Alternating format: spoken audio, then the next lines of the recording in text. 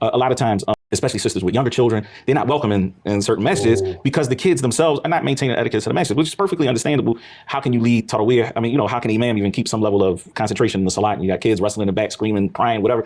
We get that. So I don't know what he's talking about, but over here, over here in Canada, we call those masjids tablighi masjids. Okay. I remember one time I went for salah. I brought my two kids. They were kids at the time. They're old now, right? And the closest masjid to me was a tablighi mosque, right? As the majority of the mosque in, you could say like not majority, but a good portion of the mosque, especially in Toronto, they're tablighi, right? So the closest, it's very close to where I was living at that time, okay?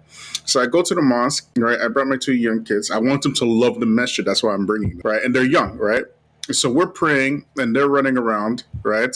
Mind you, these are tablighis, okay? When the imam finishes Maghrib Salah, he gives this whole speech in Urdu. I don't know what he's saying. I'm just being, courteous. I don't want to get up while he's giving this speech, right? I have no clue what he's saying, okay? But I'm just being courteous because it's after Maghrib, so I don't want to get up and just leave, right?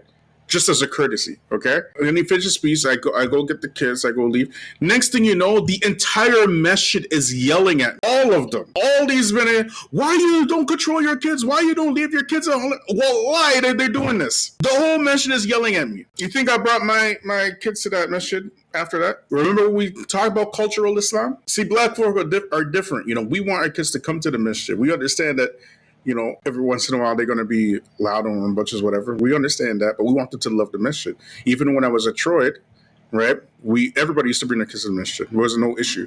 That happened when I went to the Tablighi masjid, okay? That's when we need our own stuff, okay?